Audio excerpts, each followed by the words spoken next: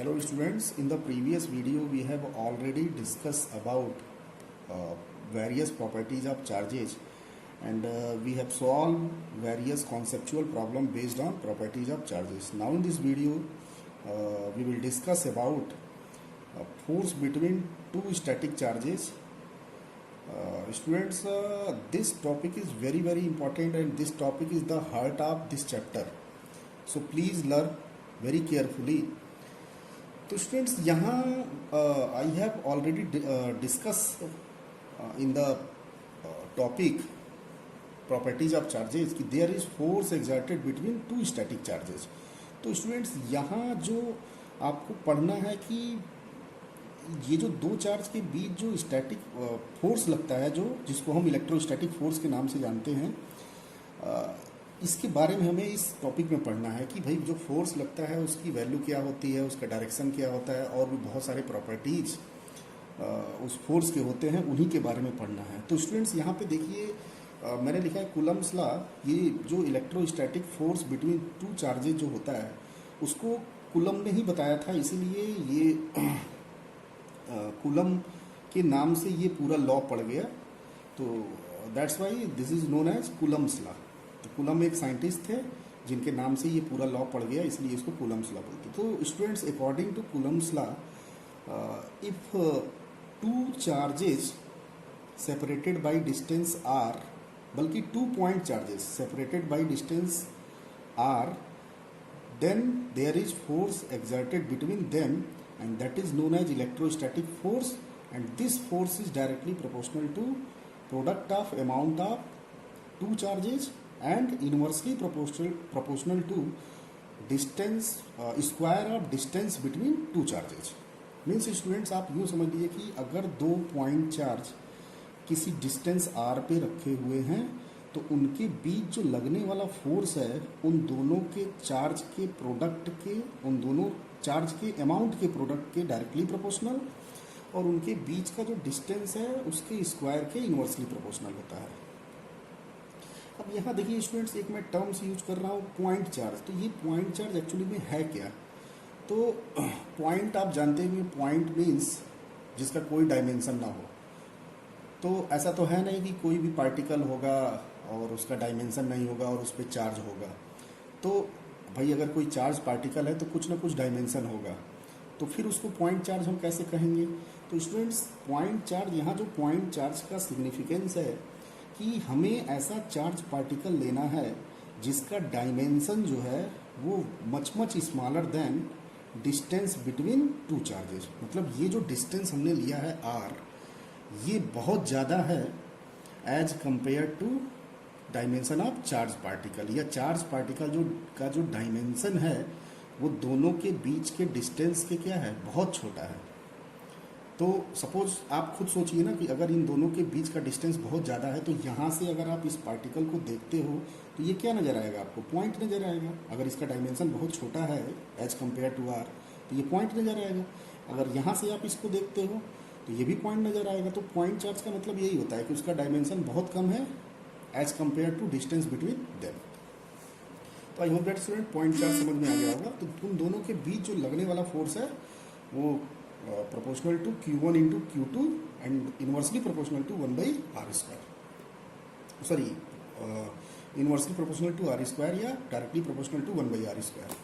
तो यहाँ पे देखिए स्टूडेंट्स, अगर आप दोनों को मिलाओगे, यहाँ मैं लिख रहा हूँ, अगर आप इन दोनों को आप मिलाओगे तो यहाँ पे क्या आएगा?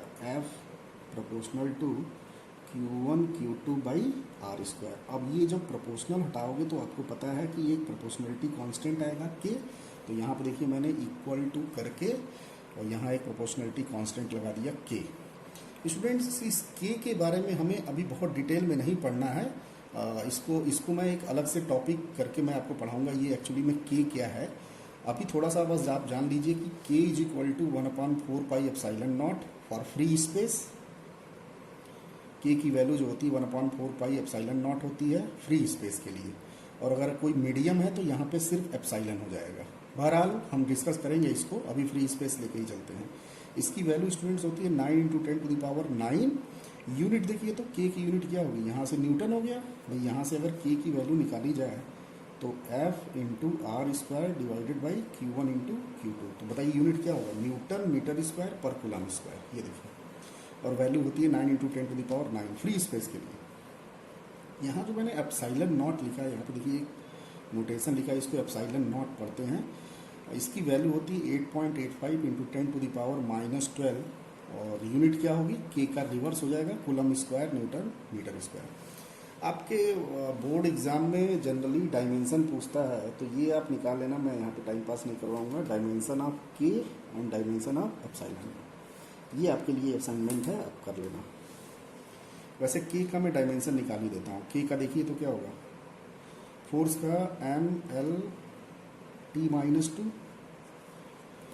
ये डिस्टेंस है तो L स्क्वायर हो गया, और Q1 Q2 है, चार्ज है तो चार्ज का 80 होता है, और 2 बार है तो स्क्वायर हो जाएगा। तो यहाँ से आप कैलकुलेट कर लेना, और इसी का रिवर्स कर दोगे तो एप्सिलॉन। तो आप निकाल लेना इसको मैं टाइम पास नहीं करवाऊंगा। तो ये तो था स्टूडेंट्स फोर्स का मैग्नीट्यूड की दोनों के बीच जो फोर्स लगता है उसकी वैल्यू जो होती है K Q1 Q2 by are square, where K is the constant and the value of K is 9 into 10⁻9 for free space. तो अब स्टूडेंट्स जो फोर्स होता है वो कैसी क्वांटिटी है, वो तो वेक्टर क्वांटिटी है। तो वेक्टर क्वांटिटी है तो उसमें मैग्नीट्यूड और डायरेक्शन दोनों होगा। तो मैग्नीट्यूड की बात तो हम कर ही लिए हैं, अब बात करते हैं हम डायरेक्शन की। तो स्टूडेंट्स इसके बीच जो लगने वाला जो फोर्स है, यहाँ देखिए मैं फिर से बना दे रहा हूँ, ये है Q1 और ये है Q2। इनके बीच जो लगने वाला फोर्स है उसका डायरेक्शन जो है हमेशा इन दोनों को मिलाने वाली लाइन के अलोंग होगा। ये देखिए, इन दोनों पॉइंट चार्ज को मैंने एक लाइन से मिला दिया, तो जो इन दोनों के बीच जो लगने वाला फोर्स है इसी लाइन के अलोंग होगा। अब कैसा होगा भाई, जरा इसको देखते हैं। तो स्टूडेंट देखिए, Q1 जो है वो Q2 पे फोर्स लगाएगा ऐसे, सपोज दोनों पॉजिटिव चार्ज है तो ये इस पे लगाएगा फोर्स ऐसे। इसको हम लिखेंगे F21। इसका मतलब क्या होगा, force on two due to, force on two नहीं, force on Q2 due to Q1। और ये वाला स्टूडेंट इस पे फोर्स लगाएगा ऐसे। भाई अगर ये फोर्स लगाएगा तो ये भी मतलब इसमें जो दोनों चार्ज एक दूसरे पे फोर्स लगाते हैं, इस पे क्या होगा, फोर्स F12 मीन्स क्या हो गया, force on Q1 due to Q2। तो यहाँ पे जरा देखिए, तो जरा एक पॉजिटिव और नेगेटिव लिख के करके देख लेते हैं। यहाँ पे देखिए, एक मैंने लिया Q1 प्लस और इस बार मैंने Q2 को माइनस लिया। तो यहाँ देखिए स्टूडेंट्स, इन दोनों को मिलाइए, आप एक लाइन से मिलाइए, तो बताइए इन दोनों के बीच क्या लगेगा। देखिए ना, अनलाइक चार्ज है, अट्रैक्शन लगेगा। तो अट्रैक्शन लगेगा तो ये वाला इस पर कैसा लगाएगा, इधर लगाएगा अलोंग द लाइन, बट ये इसको अट्रैक्ट करेगा, मतलब इधर खींचेगा। इसका नाम होगा F21, और ये इसको इधर खींचेगा, अट्रैक्ट करेगा, तो F12। तो ये जो स्टूडेंट्स, ये जो फोर्स आया है इसका डायरेक्शन तो मैंने बता दिया कि डायरेक्शन क्या होता है भाई, along the line joining the charges, two charges. ये आप लिख लेना अपने नोटबुक में। मीन्स इन दोनों के बीच जो फोर्स लग रहा है हमेशा दोनों को मिलाने वाली लाइन के अलोंग होगा। और जरा देखिए तो स्टूडेंट्स, ये जितना फोर्स Q1 ने लगाया है, इस फोर्स की खासियत मैं अब जा रहा हूँ बताने आपको, ये बड़ा ही इंपॉर्टेंट है। इन दोनों के बीच जो फोर्स लग रहा है मीन्स F21 और F12, ये दोनों मैग्नीट्यूड में सेम होता है। जितना F21 का मैग्नीट्यूड होगा वही मैग्नीट्यूड F12 का होगा। तो यहाँ मैं लिख दे रहा हूँ, magnitude of F21 is equal to magnitude of F12। ये देखिए, दिख रहा है ना आपको, दोनों का मैग्नीट्यूड क्या होगा, सेम होगा। एंड यहाँ पे देखिए, तो इस केस में भी इसका डायरेक्शन अगर राइट आया है तो इसका लेफ्ट आया है, इधर देखिए इसका लेफ्ट आया है तो इसका राइट, मीन्स दोनों का डायरेक्शन क्या होगा, अपोजिट होगा। मीन्स ये जो इलेक्ट्रोस्टैटिक फोर्स लग रहा है ये दो डिफरेंट चार्ज पे लगेगा। यहाँ पे देखिए ना, ये वाला फोर्स इस पे लग रहा है और ये वाला फोर्स इस पे, तो ये दो डिफरेंट चार्ज पे ये फोर्स लगेगा। और कैसा लगेगा, ये फोर्स ऐसा लगेगा कि दोनों का मैग्नीट्यूड सेम होगा और दोनों का डायरेक्शन क्या होगा, अपोजिट होगा। मीन्स F21 और F12 और यहाँ पे नेगेटिव। भाई अपोजिट वेक्टर याद है ना आपको, अपोजिट वेक्टर आप कैसे रिप्रेजेंट करते हो, माइनस से। नेगेटिव वेक्टर का मतलब just opposite direction but magnitude same, याद है मैंने आपको वेक्टर रिवीजन में बताया था। तो इसका मतलब ये हुआ कि डायरेक्शन दोनों का अपोजिट है और इसका मतलब ये हुआ कि दोनों का मैग्नीट्यूड सेम है। तो आई होप दैट स्टूडेंट्स ये समझ में आ गया होगा। तो देखो ये भाई ये जो फोर्स आया ये कैसा आया, these forces act on two different body या two different particle and their magnitude will be same and their direction will be opposite to each other।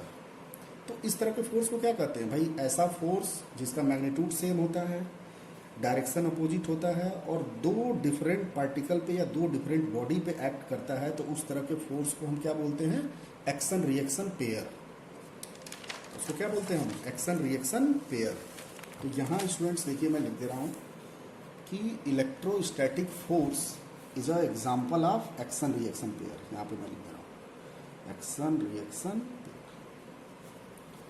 मतलब अगर आपको एक्शन रिएक्शन फोर्स का एग्जाम्पल पूछ रहा है तो आप इलेक्ट्रोस्टैटिक्स फोर्स को बता सकते हो। तो आई होप दैट स्टूडेंट्स आपको समझ में आ गया होगा। यहाँ आपको थोड़ा ध्यान रखना है कि दो चार्ज के बीच जो फोर्स लगता है एक दूसरे के अपोजिट लगता है, दोनों चार्ज पे अलग अलग लगता है और दोनों का मैग्नीट्यूड सेम होता है और डायरेक्शन अपोजिट होता है। तो ये चीज़ आप ध्यान रखना है। और सबसे महत्वपूर्ण कि उसका जो डायरेक्शन होता है दोनों के लाइन को मिलाने वाली, दोनों चार्ज पार्टिकल को मिलाने वाली लाइन के अलावा होता है। तो ये चीज़ आप ध्यान रखिएगा स्टूडेंट्स, क्वेश्चन लगाने में बड़ा मदद करेगा ये। तो ये कुछ प्रॉपर्टीज़ थी इलेक्ट्रोस्टैटिक फोर्स की बिटवीन टू चार्जेस। यहाँ पे देखिए और इसकी कुछ खास बात दे देते हैं। यहाँ पे देखिए मैंने तीन चार्ज बनाया है, एक तो Q1 लिया है, दूसरा Q2 लिया है।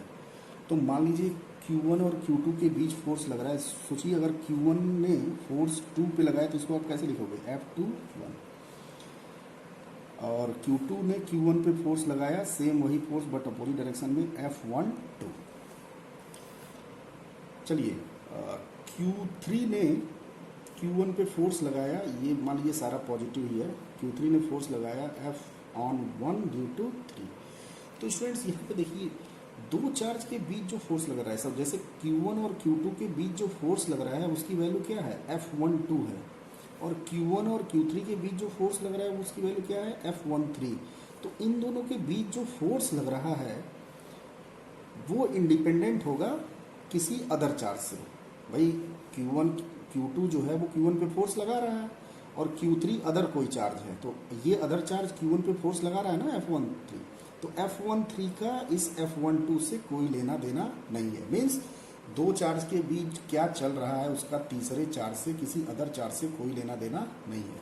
हाँ, इस पे जो नेट फोर्स जब आप कैलकुलेट करोगे Q1 पे तो फिर F12 और F13 का दोनों का रोल होगा, बट Q1 और Q2 के बीच क्या चल रहा है उसके बीच का जो फोर्स होगा, इन दोनों के बीच का जो फोर्स होगा वो इन दोनों के बीच के फोर्स से इंडिपेंडेंट होगा। तो यहाँ देखिए मैंने स्टूडेंट्स लिखा हुआ है कि force between two charges is independent to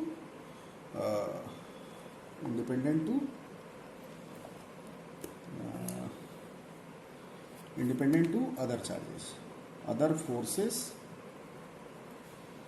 due to other charges. आया समझ में कि दो चार्ज के बीच जो फोर्स लग रहा है वो इंडिपेंडेंट होगा और फोर्स और जो चार्ज है उनके कारण जो इस पर फोर्स लग रहा है उससे इंडिपेंडेंट होगा। ये देखिए ना Q3 Q2 पे फोर्स लगा रहा है, तो किधर लगा रहा है, इधर लगा रहा है। तो क्या ये वाला जो फोर्स आया है वो F21 को अफेक्ट करेगा, क्या नहीं करेगा। F21 का F23 पे कोई प्रभाव नहीं पड़ेगा या F23 का F21 पे कोई इफेक्ट नहीं पड़ेगा। हाँ, इसका नेट फोर्स तो चेंज हो ही जाएगा। भाई अगर ये नहीं रहता तो नेट फोर्स कुछ और होता, अगर Q3 नहीं होता तो नेट फोर्स कुछ और होता, बट Q3 आने से नेट फोर्स तो होगा ही होगा, चेंज हो जाएगा, लेकिन इन दोनों के बीच का जो फोर्स है वो इंडिपेंडेंट होगा। तो आई होप दैट स्टूडेंट्स ये चीज़ समझ में आ गया होगा आपको। देखिए यही प्रॉपर्टी आगे जो है वो सुपर पोजिशन प्रिंसिपल के नाम से बोला है। भाई अगर ये प्रॉपर्टी नहीं होती तो सुपर पोजिशन प्रिंसिपल हम नहीं अप्लाई कर पाते। तो अभी खैर आएगा। यहाँ पे देखिए ये जो फोर्स आया है इलेक्ट्रोस्टैटिक फोर्स, ये किस तरह का फोर्स है, दोनों चार्ज को मिलाने वाली लाइन के अलोंग है। तो इस तरह के फोर्स को स्टूडेंट सेंट्रल फोर्स बोलते हैं। ये मैं ऐसे ही बता दिया आपको जानकारी के लिए। तो electrostatic force is also known as central force. तो आई होप दैट स्टूडेंट्स ये पूरा आपको समझ में आ गया होगा इलेक्ट्रोस्टैटिक फोर्स क्या होता है, कूलम्ब्स लॉ क्या होता है, कितना वैल्यू आता है फोर्स का, और डायरेक्शन क्या होता है, नेचर क्या होता है इस फोर्स का। स्टूडेंट्स एक चीज़ आप ध्यान देना कि ये लॉ है, ये क्या है, लॉ है। अब ये मत आप पूछना कि सर ऐसा क्यों होता है। भाई लॉ जो है वो पूरा एक्सपेरिमेंटल बेस्ड होता है। भाई कोई भी लॉ हम कैसे देते हैं, on the basis of result of various type of experiment कर कर कर कर के हम बहुत सारे फिनोमेना को देखते हैं और उसी के अकॉर्डिंग हम लॉ बना देते हैं। तो ये स्टूडेंट्स लॉ है, ये पूरा एक्सपेरिमेंटल रिजल्ट है। तो आई होप दैट स्टूडेंट्स आपको ये पूरा समझ में आ गया होगा इलेक्ट्रोस्टैटिक फोर्स क्या होता है, डायरेक्शन क्या होता है, मैग्नीट्यूड कितना होता है। अब यहाँ देखिए मैंने एक एग्जांपल लिख रखा है, इसको थोड़ी देर आप सोचिएगा, स्क्रीन को पॉज करके आप नोट कीजिए और खुद सोचिए कैसे लगेगा। चलिए अगर आपने सोच लिया है तो मैं आपको बता रहा हूँ। बोल रहा है क्वेश्चन में find minimum possible force between two charges placed at a separation of 1 metre. Means दो चार्ज है Q1 और दूसरा है Q2 और दोनों जो है 1 मीटर पे सेपरेट है। तो पूछ रहा है इन दोनों के बीच का जो मिनिमम फोर्स होगा वो कितना होगा। तो दो चार्ज के बीच जो फोर्स है वो Q1 Q2 by are square. अब आर की वैल्यू इसने फिक्स कर दिया, मतलब F इक्वल टू हो गया K Q1 Q2 और आर की जगह 1 कर लो। तो F इज इक्वल टू कितना हो गया K Q1 इंटू Q2। अब K तो कांस्टेंट है, K तो बदल नहीं सकता है। Q1 Q2 की वैल्यू को ही मिनिमम होना पड़ेगा। तो सोचिए ना स्टूडेंट्स, कोई भी अगर चार्ज पार्टिकल है उस पर मिनिमम चार्ज कितना हो सकता है। मैंने आपको बताया था प्रॉपर्टीज ऑफ चार्जेज में इलेक्ट्रॉन के बारे में कि electron is the smallest charge particle of any matter.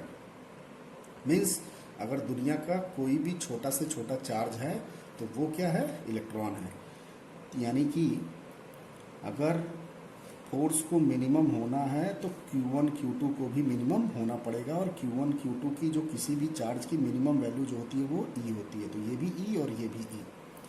तो आंसर इज KE स्क्वायर। ये हो जाएगा, दो चार्ज के बीच जो मिनिमम फोर्स होता है वो कितना हो जाएगा स्टूडेंट्स, KE स्क्वायर। तो आई होप दैट स्टूडेंट्स ये एग्जांपल आपको समझ में आ गया होगा।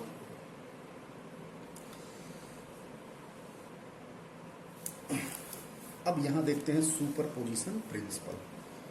तो यहाँ देखिए मैंने सुपरपोजिशन प्रिंसिपल को लिख रखा है, वो आप लिख लीजिएगा कि net force on a charge due to all charges is vector sum of all forces due to each individual charges on that charge. Means students इसको मैं समझा रहा हूँ आपको कि यहाँ पे देखिए मैंने डायग्राम बनाया है। डायग्राम से आप समझिए कि सपोज कोई आपके पास चार्ज Q0 है और इसके चारों तरफ बहुत सारे चार्ज हैं, Q1 Q2 Q3 N, कोई मतलब कितना नंबर ऑफ चार्ज हैं। तो सारे चार्ज इस पर मिलकर फोर्स लगाएंगे, बिल्कुल सही बात है। तो अब हर एक चार्ज का जो फोर्स होगा वो अदर चार्ज से क्या होगा, इंडिपेंडेंट होगा। मैं ऑलरेडी डिस्कस कर चुका हूँ। सपोज Q1 और Q0 के बीच का जो फोर्स है वो F1 है। तो ये जो F1 है वो F2 F3 F4 या कितना हो फोर्स है उससे क्या होगा, इंडिपेंडेंट होगा। तो इसी प्रॉपर्टी को हम यूज करेंगे अपने सुपरपोजिशन प्रिंसिपल में। तो सुपरपोजिशन प्रिंसिपल ये कहता है स्टूडेंट्स कि ये जो Q0 है, इस Q0 पे Q1 Q2 Q3 Q4 या और भी अगर चार्ज हैं तो ये जितने भी चार्ज हैं इस पे जो फोर्स अप्लाई कर रहे हैं तो इस चार्ज पे जो नेट फोर्स होगा वो हर एक चार्ज के कारण जो इंडिविजुअल फोर्स आ रहा है, जैसे Q1 के कारण F1 आ रहा है, Q2 के कारण F2 आ रहा है, उन सबके वेक्टर के सम के इक्वल होगा। मीन्स Q1 लगा रहा है F1, Q2 लगा रहा है F2, Q3 लगा रहा है F3, Q4 लगा रहा है F4 और इनका सबका वेक्टर सम कर दीजिए तो ये जो आ जाएगा नेट फोर्स ऑन Q0 आ जाएगा। तो आई होप दैट स्टूडेंट्स ये आपको समझ में आया। मीन्स करना ये है कि Q0 पे आपको अलग अलग चार्ज के कारण फोर्स पहले कैलकुलेट करना है और फिर सबका वेक्टर सम कर देना है। और जब आप दो चार्ज के बीच जब फोर्स आप कैलकुलेट करोगे तो अदर्स को क्या करोगे, देखोगे ही नहीं, क्योंकि इंडिपेंडेंट होता है वो फोर्स। तो अदर को देखना ही नहीं है, सिर्फ दो चार्ज के बीच करना है। Q1 Q0 के बीच क्या चल रहा है, इससे बाकी का कोई लेना देना नहीं है। Q2 Q0 के बीच क्या चल रहा है, इससे बाकी का कोई लेना देना नहीं है। तो इन्हीं सारे फोर्स को आप कैलकुलेट कीजिए और सबका वेक्टर सम कर दीजिए, तो Q0 पे नेट फोर्स आ जाएगा। तो स्टूडेंट्स यही कॉन्सेप्ट हम यूज करेंगे। नेक्स्ट वीडियो में मैं आपको दिखाऊंगा, बहुत सारे एग्जांपल्स करूंगा मैं on the basis based on electrostatic forces, कि जैसे कोई सिस्टम मैं दे दूंगा, उस पर पूछूंगा कि फला चार्ज पे कितना नेट फोर्स लग रहा है। तो इतना आपको आना चाहिए, तभी आप इस पर बेस्ड क्वेश्चन कर पाओगे। तो बहुत बहुत धन्यवाद students, thank you very much.